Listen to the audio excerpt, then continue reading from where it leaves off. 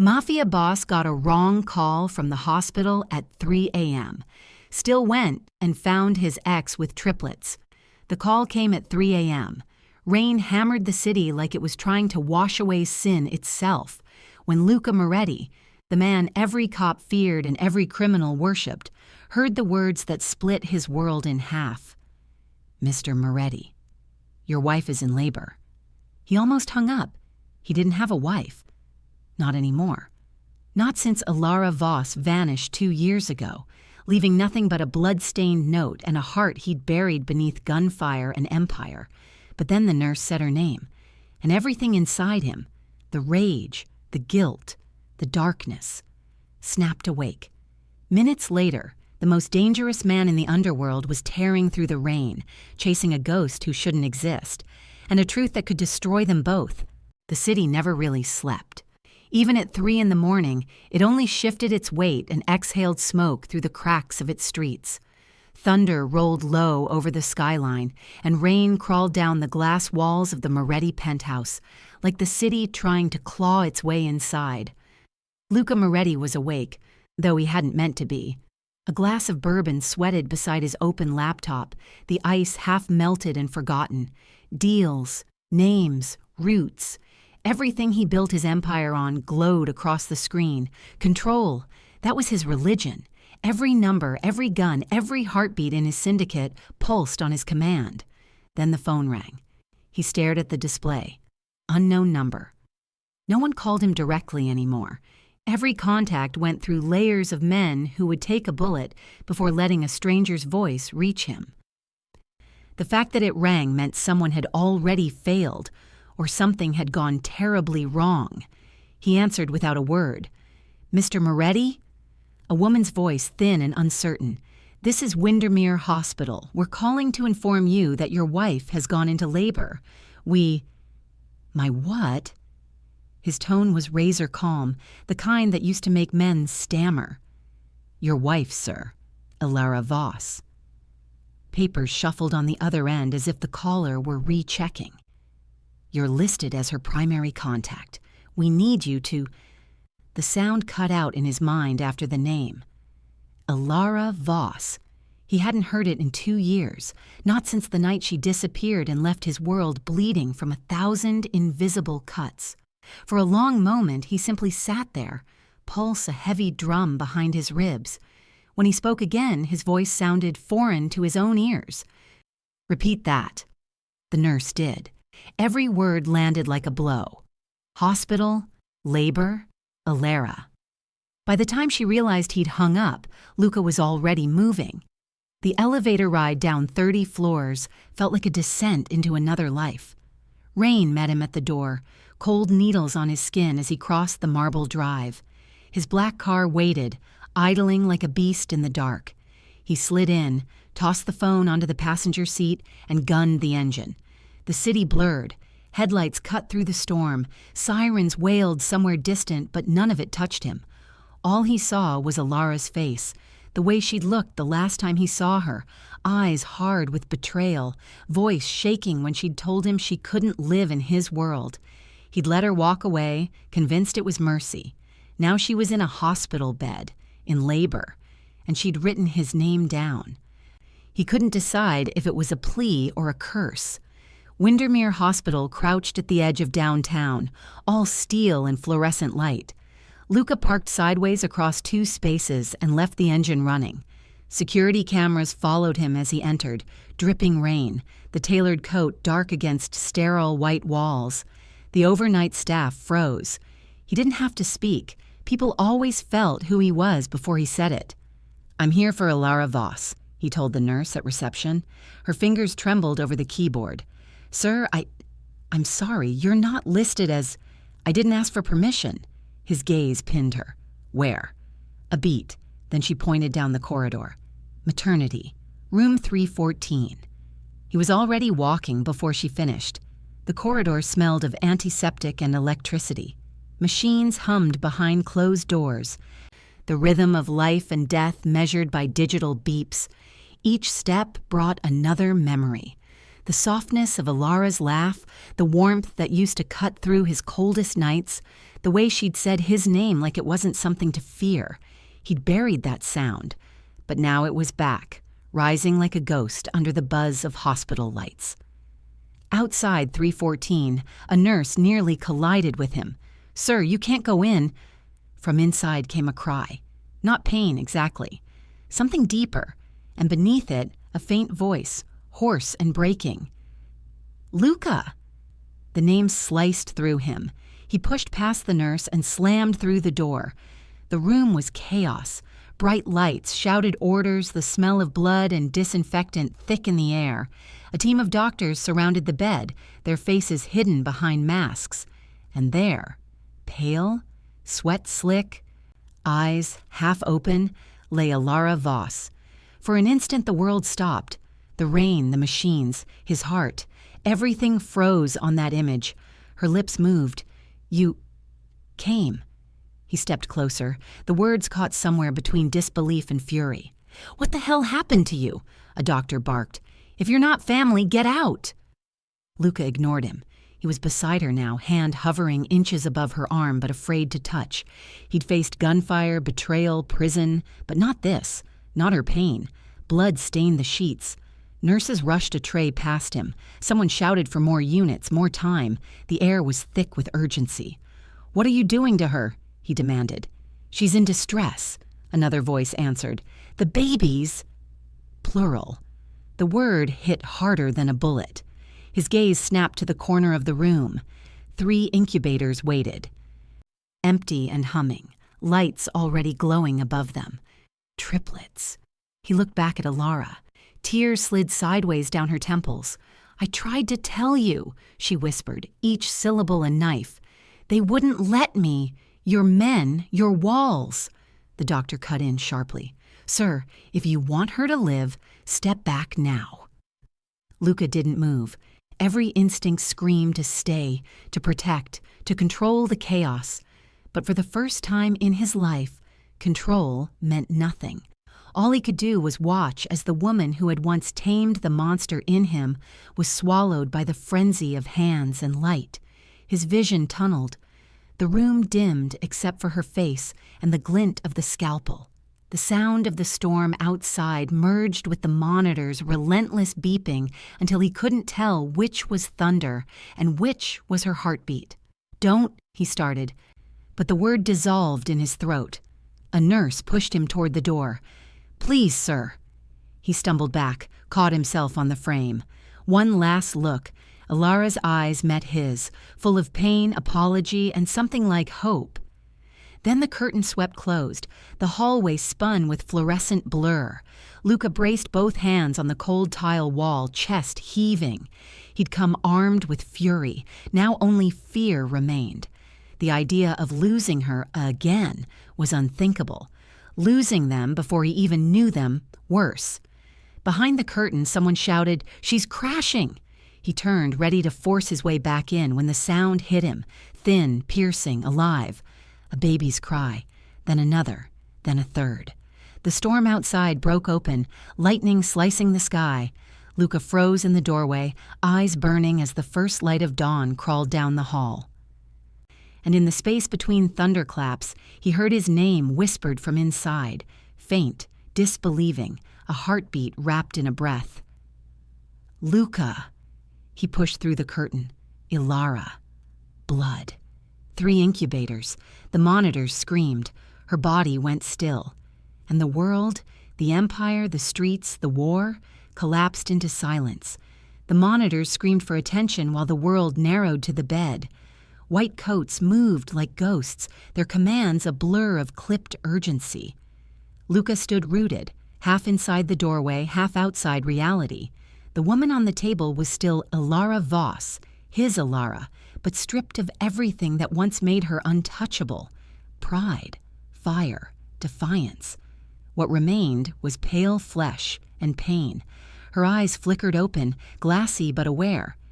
"You shouldn't be here," she whispered. He wanted to answer, "You made me come." But the words caught behind his teeth. He had faced bullets and betrayals without blinking, yet that frail voice undid him. Dr. Rhodes pushed past him, gloves snapping. "If you want her to live, step back." The authority in her tone cut through his paralysis. He obeyed, retreating just far enough to let them work.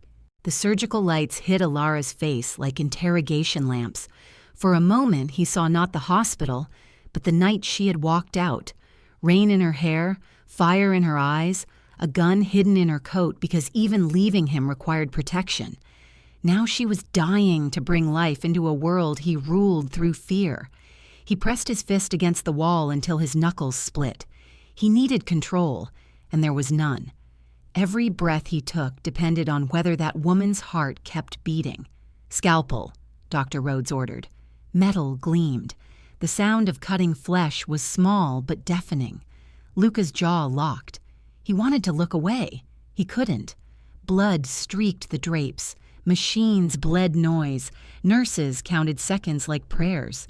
He remembered her hands, how they'd once steadied his when he came home shaking from another war on the streets. She'd told him then that power built on death always collapses. He hadn't listened. Now she was paying the price for every sin he ever committed.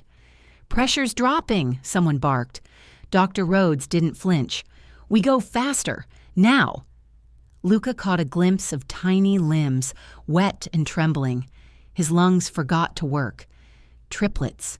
The first cry cut through the chaos, a sound raw enough to split the stone inside him. The nurse lifted a newborn, small as his palm. Another cry followed, then silence. "Where's the third?" Rhodes demanded.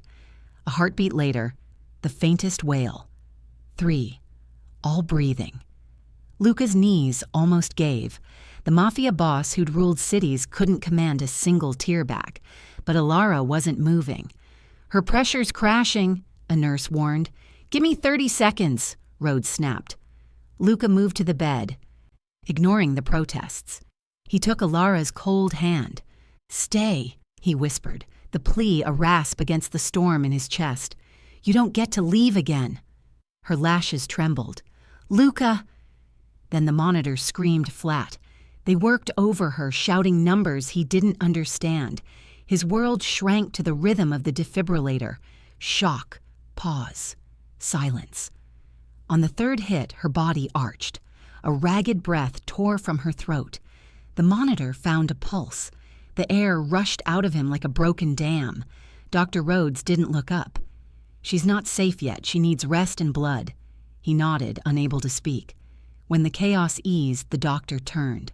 Sweat streaked her brow. "She's alive. For now."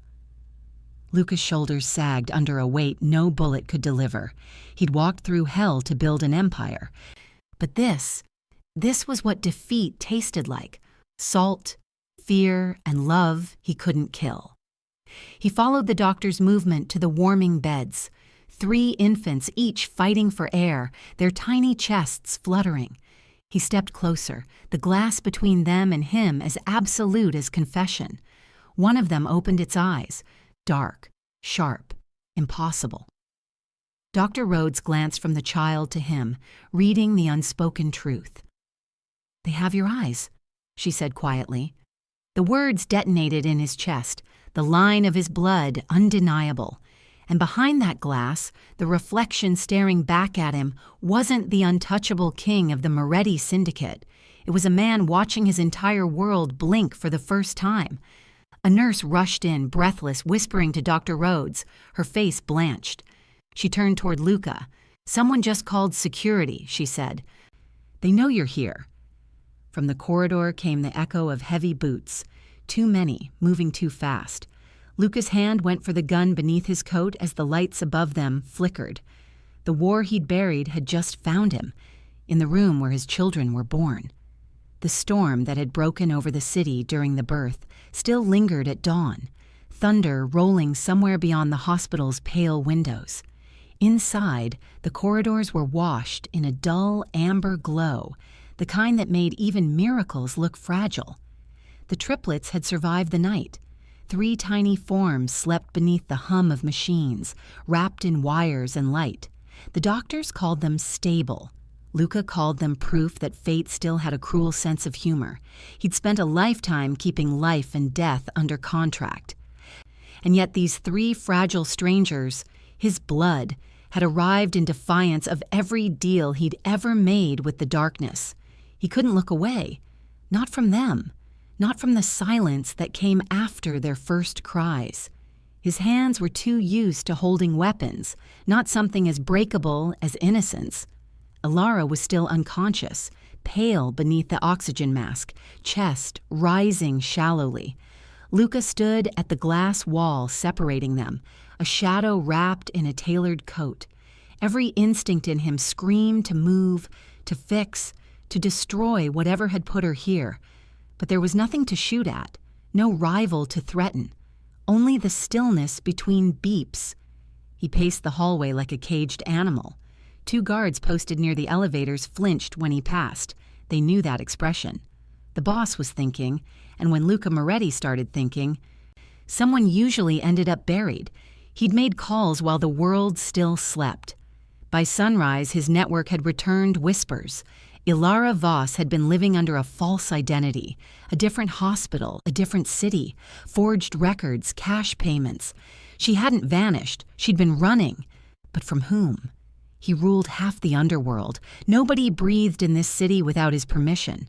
So who had the power to make his woman disappear? The thought tasted like poison.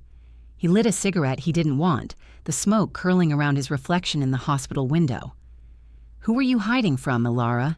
he muttered. "Me. Or them."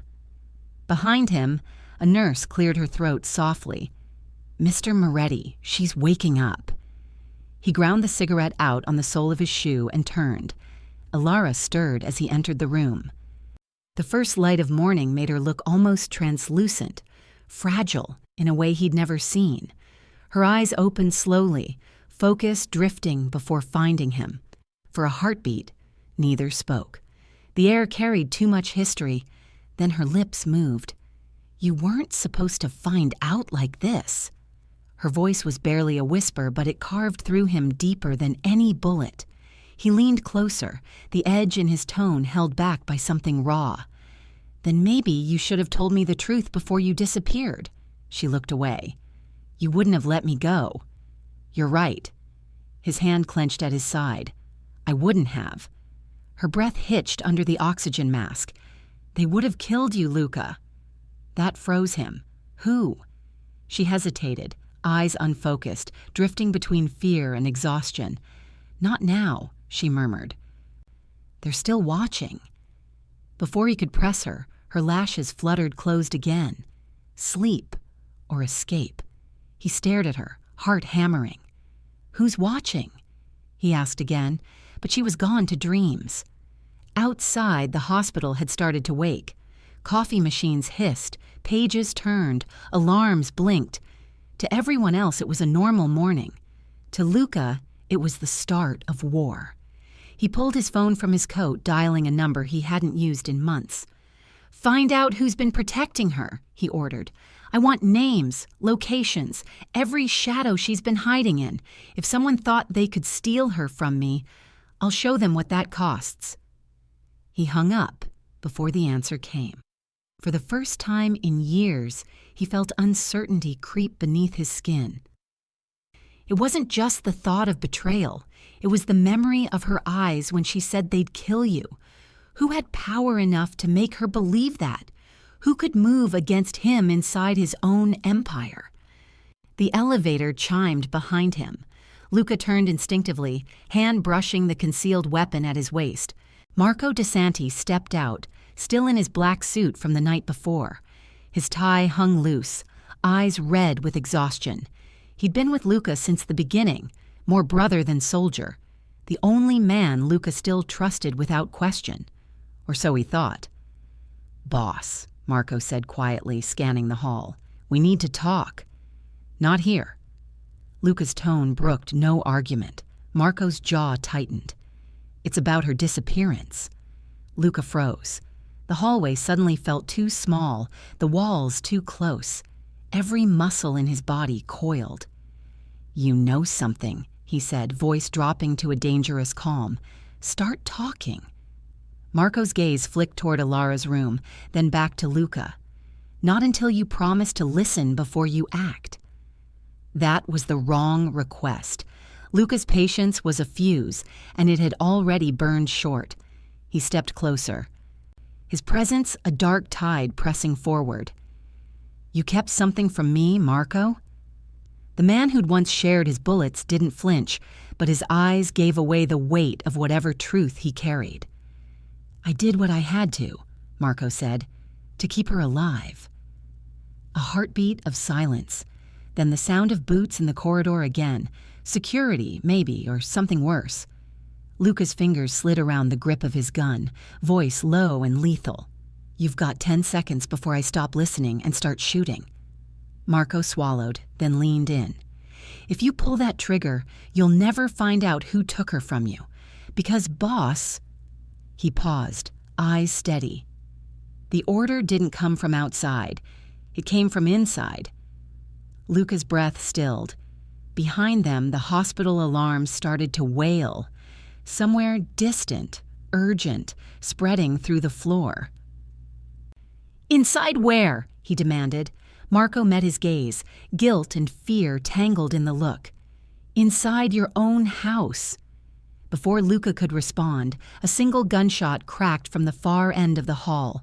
Marco's body jerked, blood blooming through his shirt as he stumbled backward, shock written across his face.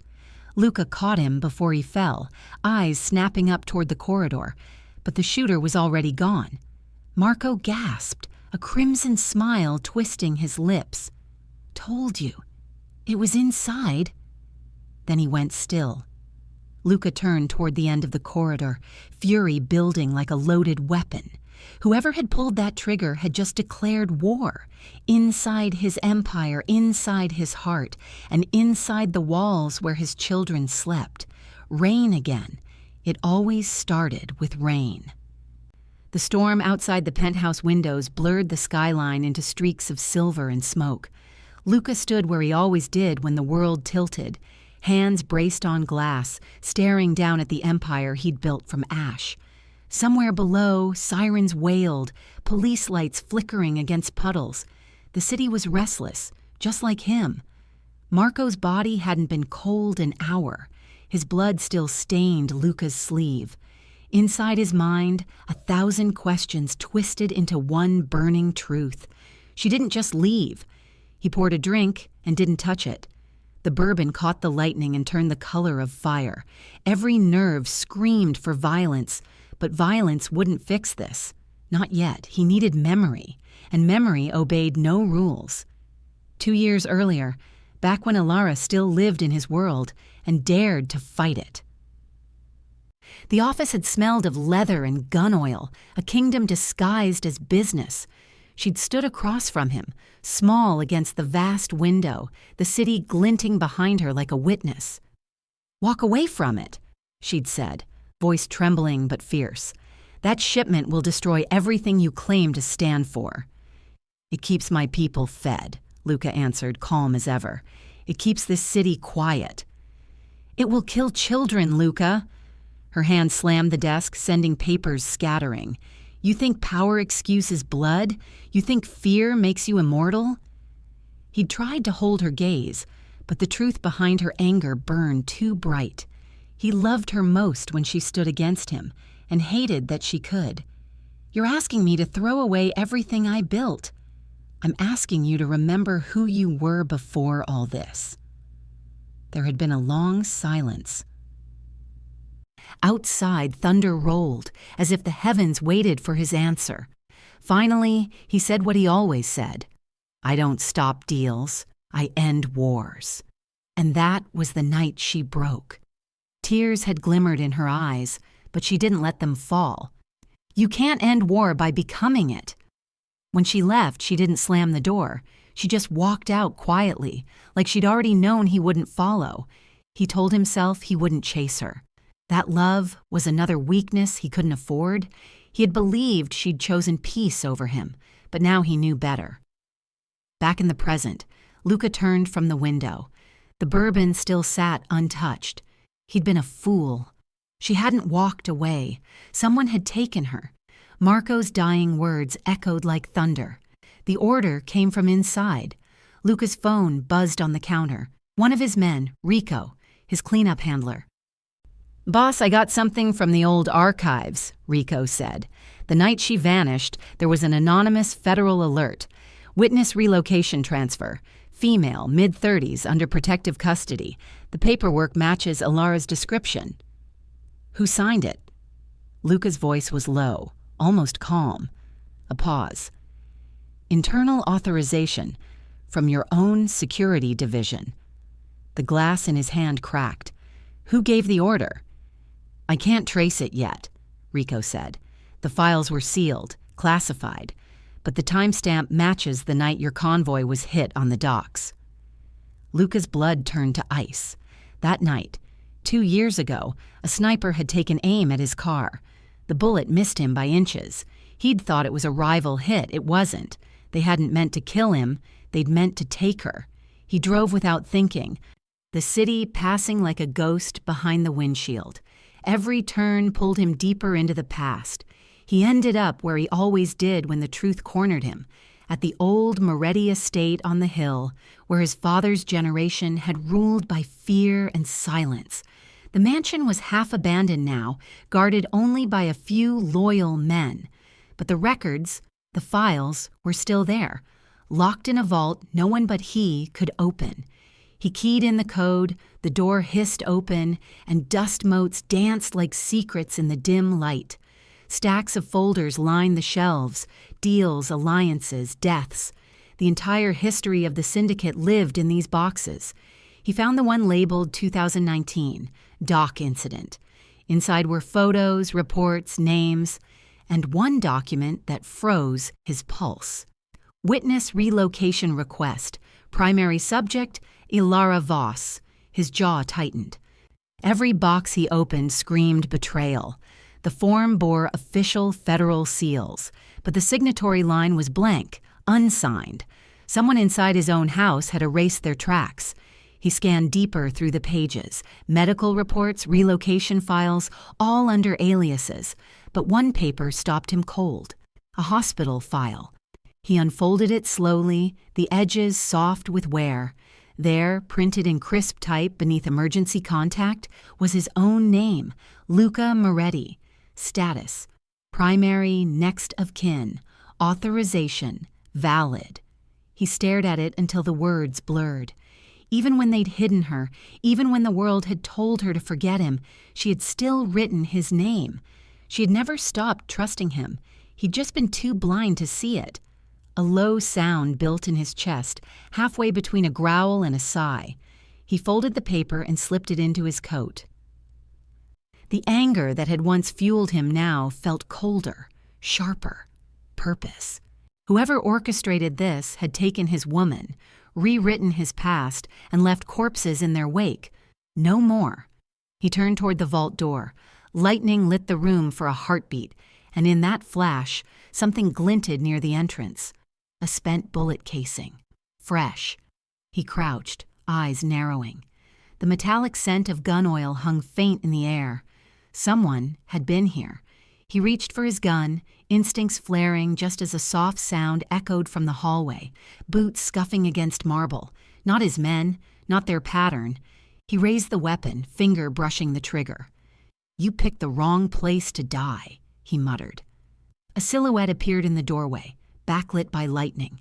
Broad shoulders, a familiar stance. Then a voice he hadn't heard in years said, almost lazily, "Still guarding ghosts, Moretti?" Luca's heart stopped. He knew that voice. Cassian Vale, the man he'd once called brother and the rival who'd wanted him dead. Cassian stepped into the light, smirking, a pistol dangling loosely at his side. "Nice file you've got there," he said. "Guess you finally learned who she was really running from." Luca's jaw tightened. "You've got 5 seconds to explain before I paint the walls with you." Cassian's smile deepened. "You think this was about business? You think she was hiding from me?" He stepped closer, voice lowering to a deadly whisper. "No, Luca. She was hiding from you." The silence after that line felt like a gun pressed to the soul. Thunder rolled again, shaking the glass. Cassian's smirk didn't fade. 2 years ago, she begged me to save her, from your own family. Luca's grip on the gun faltered for the first time in a decade. Before he could speak, another sound cut through the storm, his phone, buzzing violently. He answered, eyes locked on Cassian. A panicked voice on the other end. "Boss, it's the hospital. The babies. Something's wrong. They're gone." The line went dead. Luca turned slowly toward the window, the reflection of Cassian's smirk behind him like a ghost. Outside, the thunder broke again, but this time it sounded like war. Hospitals smelled of ghosts. Luca Moretti had walked through morgues, burned hideouts, and blood-soaked streets, but nothing unnerved him like the quiet hum of a sterile hallway. Here, power meant nothing. His empire didn't follow him past the security doors or the white coats that hovered like angels and executioners at once. He'd ordered every man he trusted to surround the hospital, no one in or out. The triplets were gone, stolen from the neonatal wing in the dead of night. Now he stood outside Ilara's room, waiting for her to wake, replaying Cassian's words like a curse. She was hiding from you. He didn't believe it. Couldn't. But doubt was a disease, and it had already taken root. When her eyes opened, they weren't the same ones that used to soften him. They were sharper now, carved by fear and survival. Ilara looked like a ghost reborn, a woman who had died twice and learned how to keep breathing anyway. Her voice was low, roughened by pain. "You shouldn't be here, Luca." He ignored it, stepping closer. "Someone took them. My men are sweeping the perimeter. We'll find them." But she didn't look relieved. She looked angry. "You think power makes you untouchable," she whispered. "But it made me your target." The words landed harder than any bullet. Luca's jaw flexed. "Tell me who did this." She turned her head away, eyes tracing the ceiling like she could escape through it. "You don't want that name." He reached for her wrist, not rough, but unyielding. "Ilara, I built an empire on names. I need this one." Her pulse trembled under his fingers. "And what will you do with it, Luca? Burn another city? Kill until you feel safe?" He released her slowly. "I'll do whatever it takes to keep you alive." Her lips parted, half a breath, half a memory. "You can't keep saving me from the fires you start." The silence stretched between them, thick with everything they'd never said. Luca turned toward the window, watching his men fan out across the parking lot below. "Cassian Vale was here tonight. He said you asked him for protection, that you were hiding from me." Ilara froze. Her hand tightened around the blanket. "Cassian?" Her voice broke on the name. "He's alive?" "Alive enough to lie to my face." Her eyes darted to the door, fear blooming fresh. "If Cassian's back, you're already in danger." "I'm always in danger," Luca muttered. "It's the people near me who pay the price." Her gaze softened for a heartbeat. "Then stop making me pay it." Before he could answer, a sound cut through the hallway, metal striking tile. Instinct replaced thought. He drew his gun in one fluid motion, stepping between Ilara and the door. A nurse screamed somewhere down the corridor, followed by the sharp bark of gunfire. Luca didn't hesitate. "Stay down," he hissed, and was already moving. The first 2 shots cracked through the glass window in Ilara's door. Bullets chewed into the wall where her head had been moments before. He kicked the bed's brake and shoved it behind a support pillar for cover. The monitors wailed like sirens.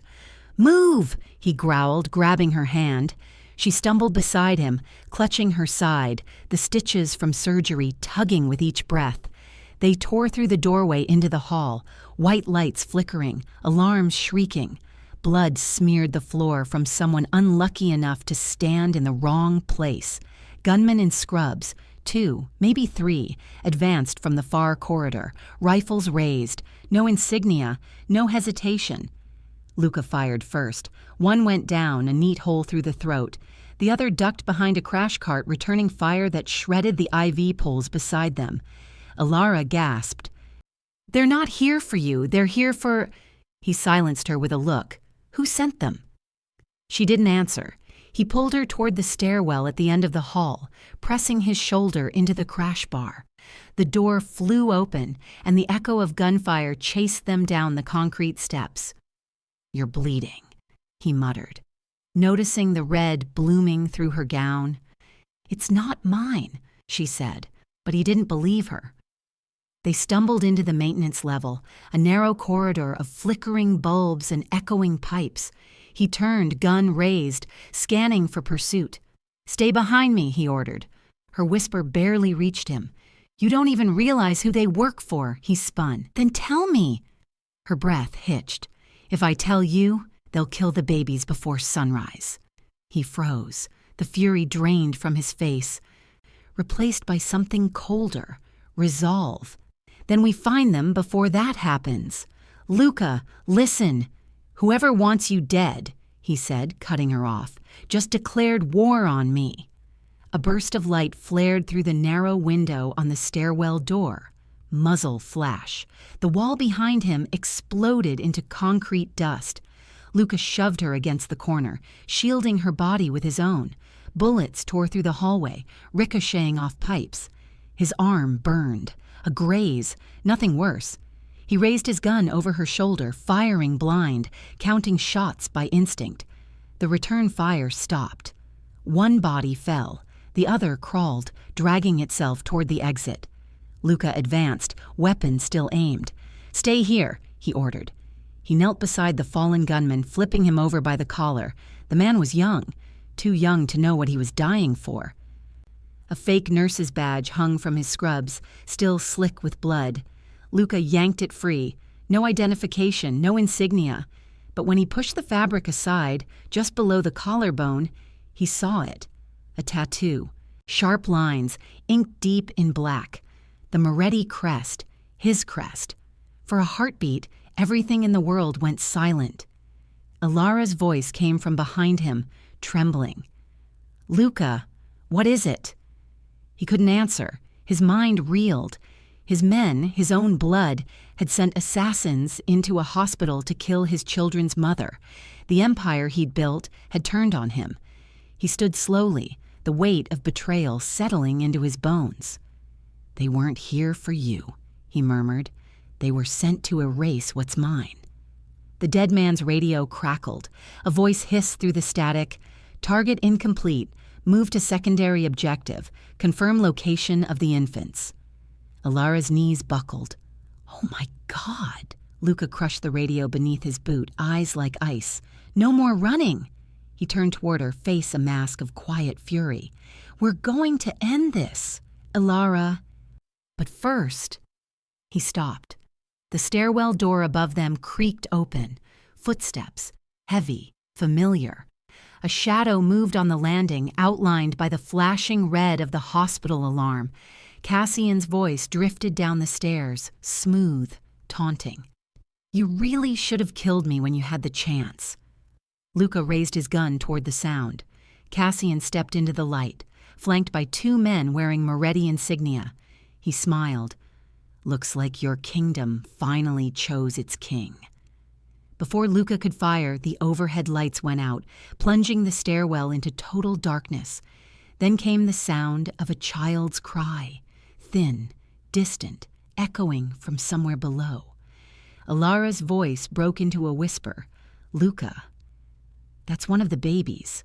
And then, the click of a safety being released, right behind them. The stairwell reeked of smoke and gunpowder. Somewhere above, the emergency lights flickered weakly, painting the concrete in a pulsing red glow, like the heartbeat of a dying beast. Luca Moretti stood over the wounded gunman, the muzzle of his pistol pressed to the man's throat. The air between them vibrated with violence. "Talk," Luca said. His voice was low, almost calm, the kind of calm that came before blood. The man coughed, blood spilling over his lips. You don't understand." Luca cocked the hammer. Then make me understand. The gunman's hands trembled. His gaze flickered toward Alara, who stood just behind Luca, pale, barefoot, hospital gown torn and spattered with dust.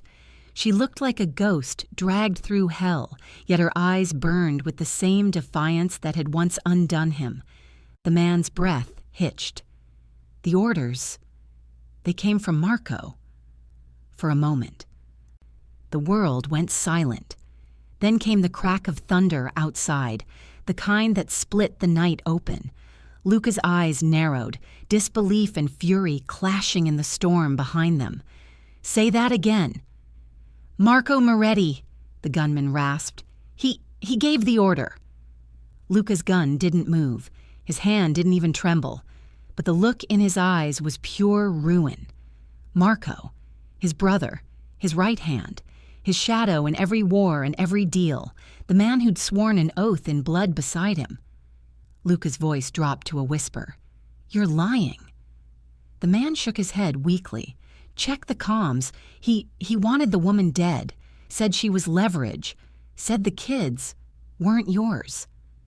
The last word snapped something deep inside him. The shot echoed like a scream. The gunman fell silent, a thin trail of smoke curling from Luca's weapon. Alara flinched, pressing her hand to her mouth. Luca! He didn't look at her. He was already walking away, holstering the pistol with a mechanical calm that made her chest ache. Luca, stop, she said, grabbing his arm. You can't just...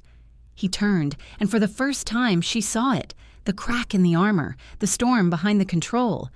He was my brother. I know. I raised him, Luca said quietly, as if speaking to himself. I taught him everything. I trusted him with my life. And that's exactly why you can't face him like this, she said. You'll lose more than you'll gain. Her voice was soft, but it hit him harder than any bullet. He pulled his arm free. If he sold you out, if he ordered those men, then he's already dead. He just hasn't fallen yet. Alara stepped in front of him. You think killing him will make this stop? It won't. It'll just prove them right. Right about what? He asked, his tone like a blade. That you're everything they say you are, a monster who kills the people he loves. The words hung between them like smoke. Luca's stare didn't waver, but something in him faltered, just for a second. Then his phone buzzed, a secure line. He answered without looking away from her. A voice crackled through static. Boss, it's bad. Marco's outside.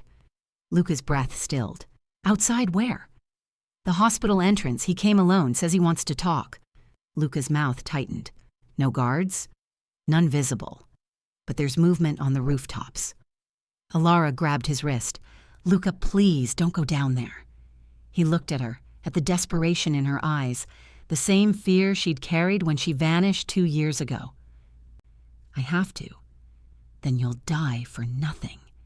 He brushed a stray curl from her face, the gesture rough but almost tender. If he ordered this, I need to hear it from him before I end it. She stepped closer, her voice trembling. And if he tells you the truth? Luca's eyes darkened. Then I'll make him wish he hadn't. Outside, the storm had broken into a full downpour. The parking lot was a battlefield in waiting, black cars glistening under streetlights, puddles reflecting the crimson pulse of the hospital alarms. Luca stepped through the glass doors, the night swallowing him whole. His men held their positions in the shadows, hands near their weapons but waiting for his signal. And there, under the floodlights, stood Marco. No guards, no weapon drawn, just a soaked shirt clinging to his frame and hands raised in surrender. Rain streaked his face, washing away blood and grime, but not the guilt that burned in his eyes. Luca, he called, voice carrying over the rain. You need to listen to me. Luca stopped 10 paces away. You have one chance to say something that keeps you breathing. Marco took a step forward, rain splashing under his boots. It wasn't supposed to happen like this. The attack, the kidnapping, it was damage control. You don't understand the players involved. I understand betrayal, Luca said coldly. "You made sure I'd never forget it." "You think this is about you?" Marco shouted, desperation cracking through his composure. "They were going to burn the entire organization. I did what I had to." Luca's voice sliced through him. "You tried to kill her. My sons. My daughter." Marco shook his head. "No, that wasn't the plan. They were supposed to be moved, not—" A sound split the air. Click. Not thunder, not rain. A scope locking into place. Luca's instinct screamed before his body moved.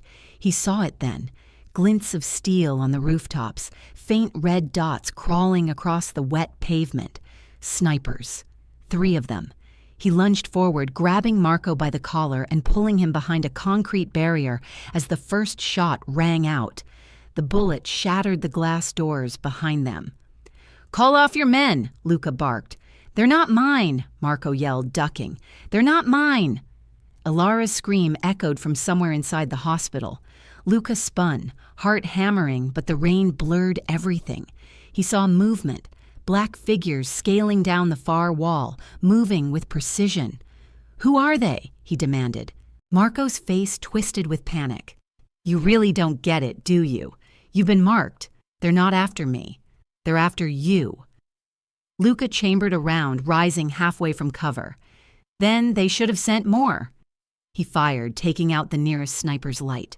The shot ricocheted off the roof, sparks raining into the night. Marco grabbed his arm. "Stop! You can't fight this, Luca. They own everything, the hospitals, the banks, the feds." Luca turned on him, eyes blazing. "Who are they?" Marco hesitated, throat working. "They call themselves—" The next shot hit Marco square in the chest. He fell back, eyes wide in shock. Blood bloomed across his shirt, spreading fast in the rain. "Marco!" Luca roared, catching him before he hit the ground. Marco's breath rattled. "I tried to fix it before it spread." "What spread?" Luca demanded. Marco's eyes flicked toward the hospital, toward the floor where Ilara was hiding. She's not what you think." Luca froze. What the hell does that mean? But Marco's eyes were already glazing over, his last breath lost to the rain. Luca stood, drenched, surrounded by echoes of gunfire and betrayal. His phone buzzed in his pocket. Unknown number. He answered. A woman's voice, calm and cold, filled his ear. "Luca Moretti, you've been looking for your children." His blood went cold. "Who is this?" "Bring Ilara to the docks by midnight," the voice said. "If you don't, you'll never see your heirs again." The line went dead, and for the first time, the Mafia king of the city looked like a man standing on the edge of hell, with nothing left to lose but everything to burn. The night burned. Smoke twisted through the rain like ghosts, and the hospital parking lot had become a war zone. Sirens screamed, glass shattered, and the sharp percussion of automatic fire tore the silence apart.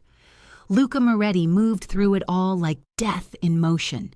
His coat flared behind him as he fired, ducked, and fired again. Each shot was a pulse in his veins, a heartbeat he could control when everything else was falling apart. Behind him, Ilara clung to the arm of one of his men, pale and trembling but unbroken. She carried no weapon, only the kind of courage that came from having everything to lose. Somewhere inside a bulletproof transport van, their newborn triplets cried. Tiny, frightened sounds drowned by thunder and chaos. Luca barked orders into his comm. "Clear the west exit. I want a convoy in 30 seconds. "Copy that, boss," came the reply. He turned, scanning the chaos. Muzzle flashes lit up the night like lightning, reflecting off puddles and broken glass. The shooters moved with precision. Cassian Vale's men, no doubt. Military trained, disciplined, relentless. They wanted blood, and they wanted it fast. A bullet whined past his ear. Luca pivoted, put a round through the shadow that fired it, and kept moving. He spotted Ilara crouched behind a car door, eyes wide, clutching a radio she didn't know how to use. Her lips formed his name, but her voice was lost to the storm. He reached her in 3 strides, yanking her into cover as a fresh volley shattered the windows above them. "Stay low," he ordered. She met his gaze, breathless. "They're after the babies." "I know," he said, "and they'll die before they touch them." Her hand trembled against his chest. "You can't kill your way out of this forever, Luca." He looked at her then, not as the man she'd run from, but as the monster he'd become to keep her safe. "Watch me." Gunfire erupted from the right flank. One of his men went down, another dragging him behind the barricade. The convoy's engines roared to life, a signal that the evac was in motion. Then came a shout from across the lot, raw and familiar. "Luca!" He froze. That voice. He'd buried it hours ago, along with its owner, Marco. Luca turned slowly, rain sliding down his face, disbelief cutting through the rage. There, limping through the smoke, was Marco Moretti. Blood soaked his shirt where the sniper's bullet had torn through him, but he was alive. Barely. Marco held up both hands, his pistol dangling from one finger. "You think I betrayed you?" he yelled over the gunfire. "I was saving her." Luca's jaw tightened. "You sold us out to the feds." "I made a deal," Marco said, coughing hard. "With the feds, yes, but not to destroy you, to protect her, to protect your legacy." "By faking her death?" Luca snapped. "By making me believe she was gone?" "It was the only way." Marco's voice cracked. "Cassian had a hit out on her. The deal on the docks, it wasn't about weapons, it was a trade. Cassian wanted leverage on you. He wanted her. He coughed again, dropping to one knee. "I made them believe she was dead." Luca lowered his weapon but didn't move closer. His mind spun through fragments of the past, the night of the docks, the explosion, the silence after. All of it, an illusion. Ilara stepped forward from behind the van, her voice breaking. You knew what they were going to do to him, and you let it happen." Marco looked at her. Pain etched into his face. "I had to. If he thought you were dead, he'd stop looking. Cassian's men would lose their trail. It bought you time." "You think that excuses it?" Luca growled. "You left me in the dark while you played God with my life." Marco's eyes met his. "I saved hers." The words hit harder than any bullet. A grenade went off near the ambulance line, shattering glass and flipping a car onto its side. Fire bloomed across the lot, heat searing through the rain. Screams echoed as the rival syndicate closed in, their shadows flickering through the haze. Luca crouched, covering his face from the blast wave, then looked up and saw Cassian Vale standing at the far edge of the chaos. The rival boss was dressed in black, trench coat whipping in the wind. Even through the smoke, Luca could see the smirk curling his mouth. Cassian raised a hand in mock salute before disappearing behind his men. Every muscle in Luca's body screamed for blood. He turned back to Marco. "You brought this war to my doorstep." Marco shook his head, wincing. "No, Cassian already knew. He found out about the deal months ago. The Fed's protection program was compromised." Luca's eyes went cold. "By who?" Marco's answer was barely a whisper. "By someone in your circle. Someone feeding him intel." Before Luca could respond, a sniper's shot ripped through the air, striking the ground inches from Marco's boot. Luca spun, firing toward the source, but the shooter was gone. "Go!" Luca shouted to his men. "Get Ilara and the kids out of here now!" Ilara hesitated. "Not without you." He grabbed her face, forcing her to meet his eyes. "You move now or they'll die before sunrise." Her lip trembled, but she nodded, retreating toward the van. Marco staggered to his feet. "I can still help you," he said. "Cassian's after more than revenge. He's after bloodlines." Luca frowned. "What do you mean?" Marco's gaze darted toward the transport vans pulling out of the lot. "He doesn't want you dead, Luca. He wants your heirs. He wants to end the Moretti name where it begins." Luca's pulse spiked. The noise around him faded, replaced by a cold clarity that hollowed out his chest. "He's going after the children," Luca said quietly. Marco nodded weakly. "They're the key. You—" Another shot rang out. Marco's body jerked, a crimson bloom spreading across his chest. He fell, eyes wide but already fading. Luca didn't move for a full second, just watched his brother collapse in the rain, the light draining from his eyes. Then he lifted his head slowly, scanning the rooftops. He saw Cassian again, this time clearer. The rival boss had lowered his rifle, expression unreadable. Cassian mouthed something through the smoke. "Family ends where it begins." Then he vanished into the chaos. Luca roared orders, but the world around him was already falling apart. His men were retreating, the sirens deafening, the sky split with fire. He sprinted toward the van where Alara waited, pulling open the door empty. The driver slumped over the wheel, blood on his collar. The back seat door hung open. A trail of wet footprints led away into the night. Alara's voice echoed faintly, distant, calling his name. He turned in circles, searching, rage, fear, and disbelief tangling inside him like wires sparking in water. And then his phone buzzed again. A new message, no number, no trace. He opened it. A photo appeared. 3 small cribs, 3 crying infants, and Cassian's hand resting on the edge of one. Under it, a single line of text. "Come alone if you want to keep your bloodline alive." Luca's hand tightened around the phone until the glass cracked. Rain poured harder, thunder shaking the city, his empire, his blood, his love, all hanging by a thread. He looked once toward the burning hospital behind him, then toward the dark docks in the distance.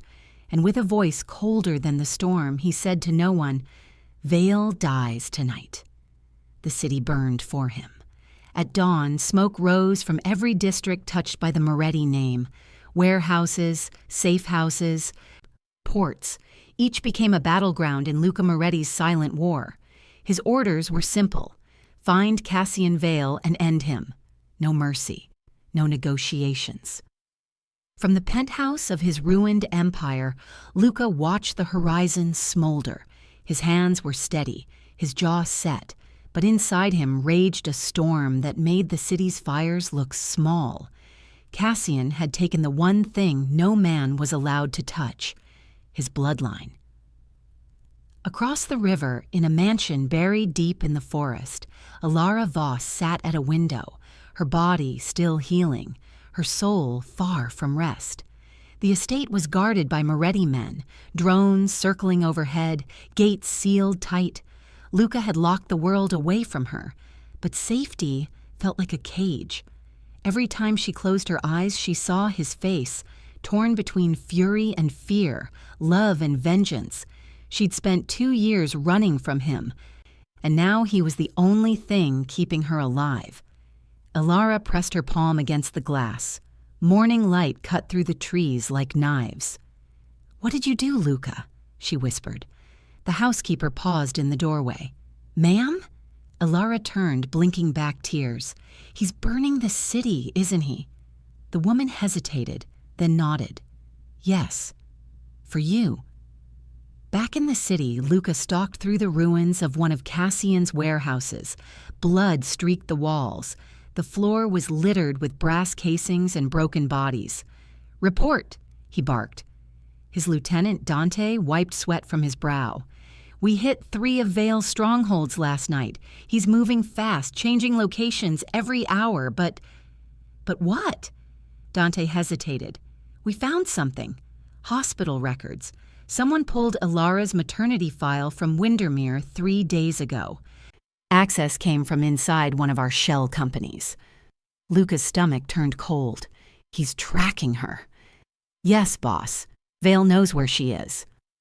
Luca's fingers tightened around his gun until the metal creaked. "Call the estate. Double security. Nobody gets in or out without my say." Dante nodded and hurried off. Luca stared at the wreckage around him. He could smell gasoline, cordite, blood, and betrayal. He'd built his empire on control, on fear, on precision. But Cassian was unraveling everything. And now the war wasn't just about power, it was about survival. At the estate, Alara paced the nursery. The triplets slept, wrapped in soft white blankets, their tiny chests rising and falling. She brushed a hand over their heads, fighting back tears. Luca had given everything for them, his fortune, his loyalty, his peace. And she'd given him nothing but heartbreak. Alara turned toward the desk where a stack of files sat. Hospital papers, old IDs, her falsified witness relocation documents. She'd spent 2 years hiding under another name, believing it was the only way to keep them safe. Now those same papers had become a beacon for the monster hunting her. A guard burst through the door. "Ma'am, we need to move you downstairs. The perimeter sensors triggered." "Triggered?" she repeated, dread pooling in her chest. "Unidentified vehicles, fast, armored."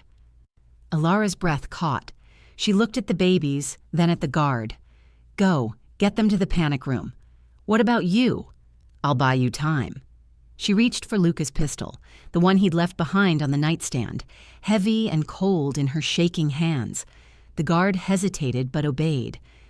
Scooping up 2 of the babies and calling for backup, Alara turned back to the window. Down the hill, black SUVs roared through the trees, cutting through fog like beasts. Men spilled from them, masked and armed. Cassian's men. Her knees went weak, but her will hardened. She wasn't the fragile woman who'd run 2 years ago. She was the mother of Moretti blood now, and she'd die before letting anyone take them. Luca's convoy tore through the highway, black cars slicing through dawn traffic like bullets. Dante's voice crackled through the comms. Vale's men breached the estate gate. Luca's grip on the steering wheel turned white. ETA. 4 minutes. Not fast enough. He slammed his foot down, engine screaming. The city fell behind in a blur of smoke and steel. Ahead, the forest stretched out, shrouded in mist. He could already smell the gunfire, feel the pulse of violence waiting for him. Alara crouched behind a column in the grand hall as bullets shattered windows. The guards were falling fast. Cassian's men moved like shadows, their formation tight, their weapons silenced. She ducked, fired once, missed, fired again. One man went down, another rushed forward. She scrambled for cover as plaster rained down. Then she heard the voice that froze her blood. "Alara!" Cassian called, smooth, calm, too familiar. "You've run long enough." She peeked out from behind the column. He stood near the staircase, immaculate in a black coat, not a single drop of blood on him. His men surrounded him like wolves. "You shouldn't be here," she said. "Neither should you." His smile was cold. "You could have stayed hidden, but Luca can't help himself, can he? He leaves a trail wherever he goes." She lifted her gun. "You'll never touch them." "I already have." Cassian's eyes flicked toward the hallway. "You think your guards can protect 3 newborns? I gave the order an hour ago." Her breath hitched. "You're lying." "Am I?" A shot rang out, shattering the chandelier above her. She hit the floor as glass rained down. Then came the sound of engines, Luca's engines. The front gates exploded inward, fire and smoke swallowing the courtyard. Black sedans screeched to a halt, and out stepped Luca Moretti, eyes burning like the devil's own. He moved through the chaos without hesitation, twin pistols drawn. Every shot found its mark. Men dropped, walls cracked. The air stank of blood and vengeance. "Cassian!" Luca roared. "You picked the wrong family." Cassian laughed, retreating up the staircase. "And you picked the wrong war." Luca followed, relentless. Bullets chewed through the marble banister, sparks lighting the smoke. Alara rose from cover, joined him, firing beside him, the rhythm of their shots in perfect sync. 2 souls, 1 storm. Cassian ducked behind a statue, returning fire, but Luca advanced, step by step, until the barrel of his gun pressed against Cassian's chest. "Where are they?" Luca demanded. Cassian smiled, blood trickling from the corner of his mouth. You still don't know who gave the order, do you? Luca's finger tightened on the trigger. Who? He hissed. Cassian chuckled, low and broken. Not me, not Marco. Someone closer. Luca's heartbeat thundered. You're lying. Cassian leaned closer, whispering through blood. Check your house, boss. Then he laughed, a hollow, guttural sound, as Luca fired twice. Cassian's body crumpled to the marble, blood spreading beneath him like ink. For a heartbeat, silence reigned. Alara lowered her weapon, trembling. It's over. Luca stared at Cassian's lifeless face. No, he said quietly. It's just starting. He turned toward the hallway. The guards were rushing back in, carrying the babies, alive, crying but unharmed. Relief washed through him for one fragile second.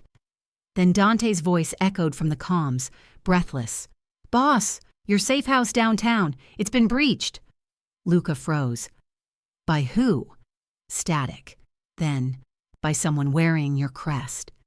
He looked at Cassian's corpse. The dead man's smile lingered, twisted in satisfaction. Luca's stomach dropped. Not me, Cassian had said. Someone closer. Luca's mind raced through faces, his captains, his guards, his allies. And then realization hit him like a blade to the chest. He whispered the name under his breath, voice cracking like gunfire. Dante. Outside, thunder rolled. Alara turned toward him, confusion flickering in her eyes. Luca looked up, fury burning through grief. Get the children out, he said, now. Because somewhere in the dark, the one man he still trusted was pointing a gun at his empire's heart, and Luca Moretti was done running. The rain came again, cold, relentless, whispering against the windows of the Moretti estate like ghosts that refused to rest. Luca sat alone in his office, sleeves rolled up, blood drying on his hands. The war outside had gone silent, but the one inside him raged on. Cassian Vale was dead, but his words still echoed. You still don't know who gave the order, do you? He'd thought it was a bluff, one last play from a dying man, but the more he replayed every lie, every betrayal, every scar, the more it fit. The betrayal hadn't started with Marco. It hadn't started with Cassian. It had started with his blood. The clock ticked toward 3 a.m., the same hour his world had first cracked open, the hour of the wrong call. The hour fate had whispered his name and dragged him into this spiral of blood, love, and ruin. He rose slowly, exhaustion weighing down his every step, and crossed the hall to the room where Alara waited. She sat by the window, wrapped in one of his shirts, hair damp, eyes hollow from sleepless nights. The moonlight carved her face in silver and shadow, fragile and furious, all at once. When she looked at him, it wasn't fear that flickered in her eyes, it was expectation. You found something, she said. He nodded once. The truth. For a long moment, neither spoke. The only sound was the rain and the distant thunder rolling across the valley. Then he said it. It wasn't Cassian who ordered the hit on you. It was my father. The words landed like bullets. Alara blinked, her breath catching. Your father? Luca's jaw tightened. He thought you were a weakness. Said you'd make me forget what I was born to be. Said love makes a man hesitate, and hesitation gets kings killed. He turned away, pacing like a caged wolf. I didn't know. He made me believe Cassian's war started over business, territory, shipments, leverage. But the deal on the docks, the one you begged me to walk away from, it wasn't just weapons. It was a test. Her voice trembled. A test? He wanted to see if I'd choose power over you. Luca's throat constricted. And I did. Alara rose slowly, her bare feet silent on the marble floor. So everything, my disappearance, the war, the blood, was his doing. No. Luca's voice broke. It was mine. I didn't stop him. Silence hung heavy between them. Alara's hand went to her chest as if trying to steady her heartbeat. You built your empire on that betrayal. He didn't argue. Every dollar I made, every deal I struck, it all came from blood money. My father's money, the same money that nearly killed you. Her eyes filled with tears, but her voice was steel. Then why tell me now? Because I'm done lying, he said, to you, to myself, to everyone. He dropped to his knees before her, the proud, ruthless boss brought low by guilt. His voice was hoarse, stripped bare. I spent years thinking I could build something clean out of something filthy, but you can't wash blood from stone.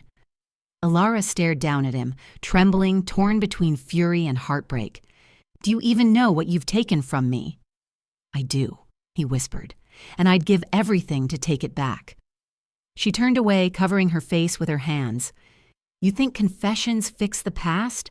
That saying sorry makes ghosts disappear? No, he said softly, but maybe it stops them from multiplying. She laughed bitterly. You sound like a priest asking for redemption. Redemption's for men with souls left to save. He rose slowly, eyes burning with something between despair and devotion. All I want is a chance to fight the monster my father made me. Alara met his gaze, and for the first time, she saw not the Mafia king, not the killer, but the boy buried underneath, the one who'd once whispered her name like a prayer instead of a possession. The air between them shifted, thick with the memory of what they were and what they'd lost. Thunder cracked above them. The lights flickered, then steadied. She took a step closer, her voice low. What will you do now? He swallowed hard.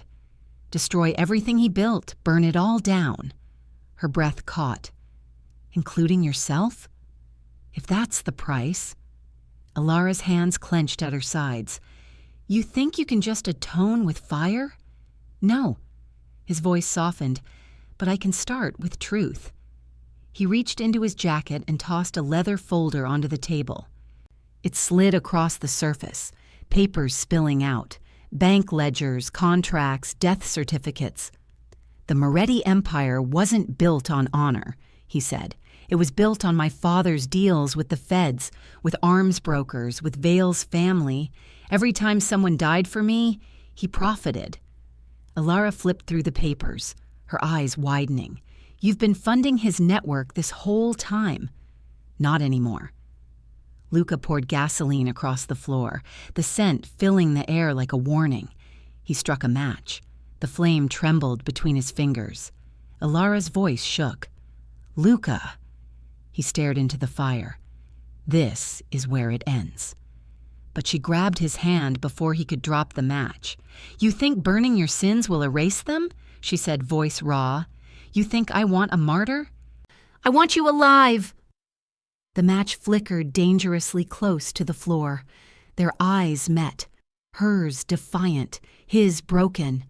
Finally, he closed his fist around the flame, snuffing it out. Smoke curled between his fingers, the skin singed but unflinching. The silence after was deafening. He stepped back, exhaling. I don't deserve you. She shook her head slowly. Maybe not, but you're all I have left. Her words cracked open something inside him. For a heartbeat, the air between them felt like years ago, the night before everything fell apart, the night before the betrayal. Luca reached out, brushing a tear from her cheek. You should hate me. I did, she whispered, for a long time. But hate doesn't survive where love refuses to die. Her hand found his, trembling. So tell me everything. All of it. No more lies. He nodded. All of it. And so, as the clock struck 3 a.m., the exact hour his life had first shattered, Luca told her everything. About his father's schemes, about Marco's cover-up, about the men buried under the foundations of his empire.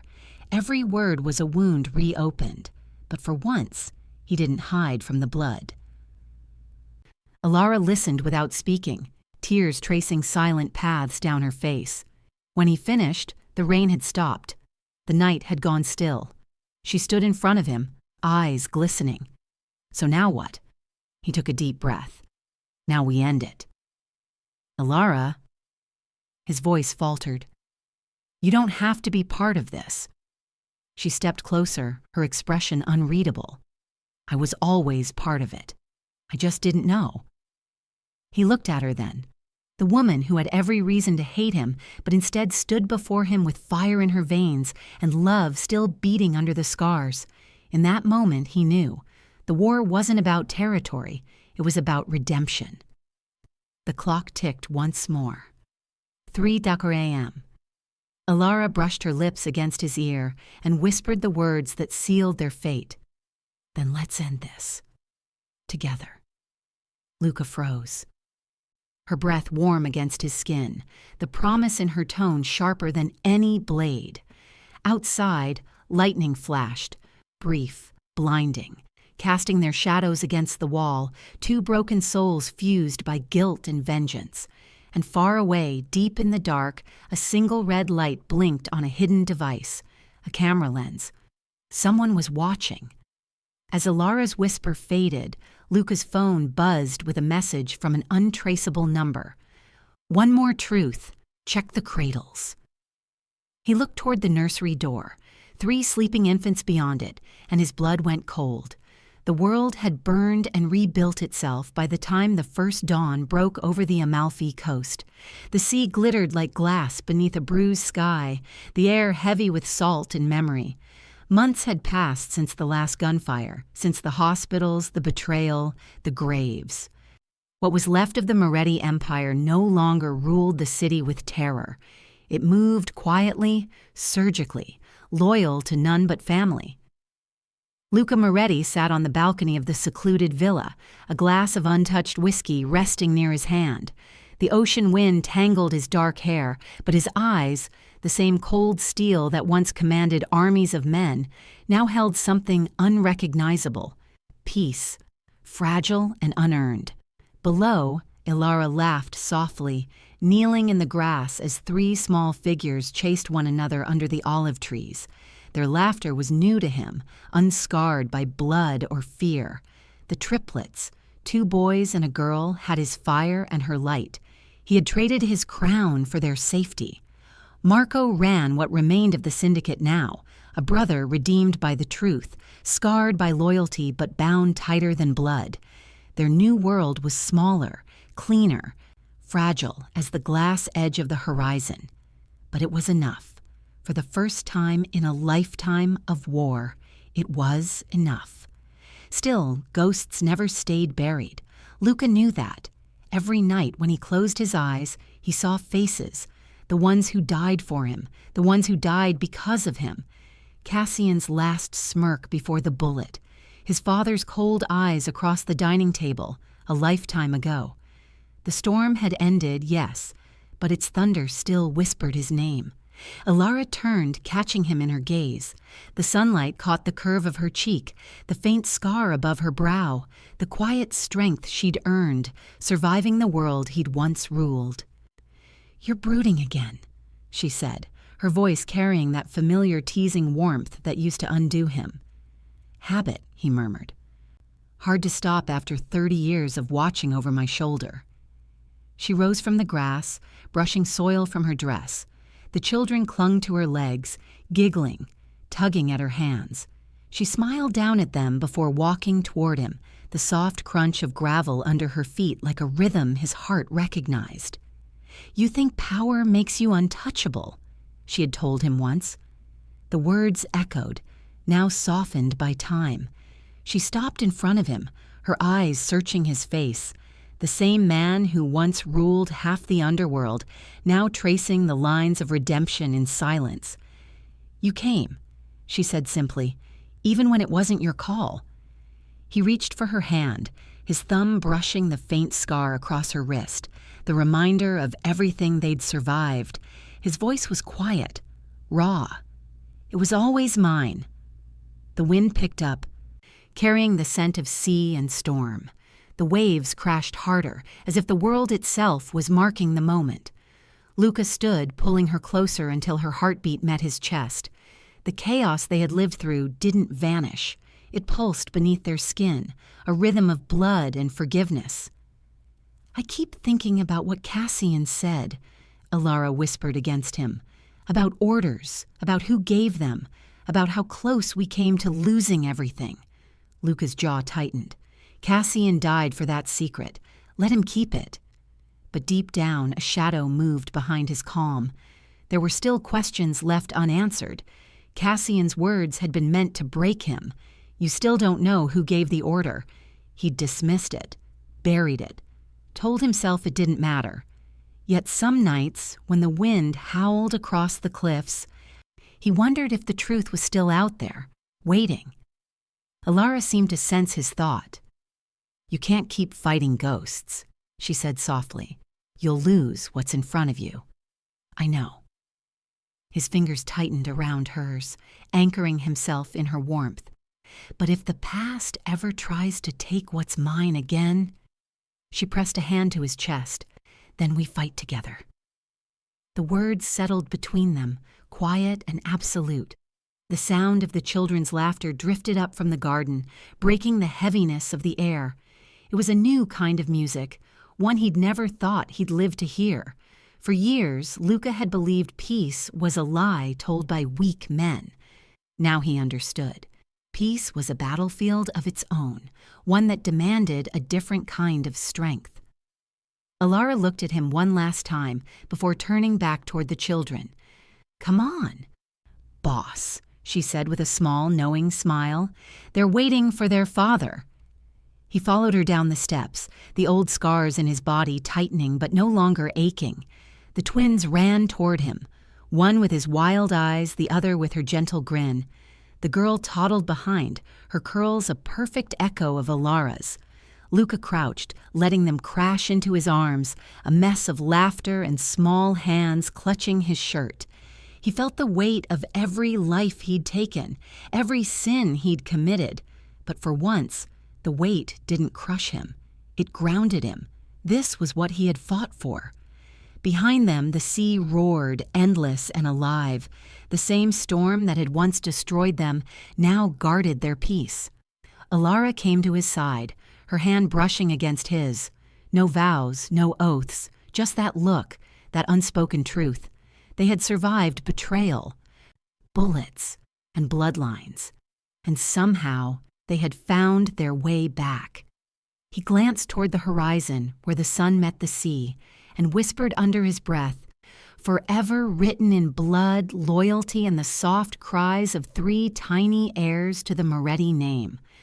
The wind stilled. The waves crashed once, then quieted, as if the storm itself was bowing in respect. But then, a distant sound shattered the silence. The sharp crack of a gunshot echoed across the cliffs. Alara froze. The children went silent. Luca turned sharply, his hand instinctively moving to the holster he swore he'd never use again. From the ridge above, a silhouette lingered against the dying sun, motionless, watching. The peace they'd fought for trembled, thin as glass. Luca's voice dropped to a whisper. "Get the kids inside." Alara's eyes widened. "Luca!" He didn't answer. His gaze locked on the shadow above. The storm wasn't over. It was only waiting. The figure on the ridge lowered a scope, the sunlight flashing off metal, before vanishing into the mist, leaving behind a single sound carried on the wind, a voice, familiar, cold. "Hello, son."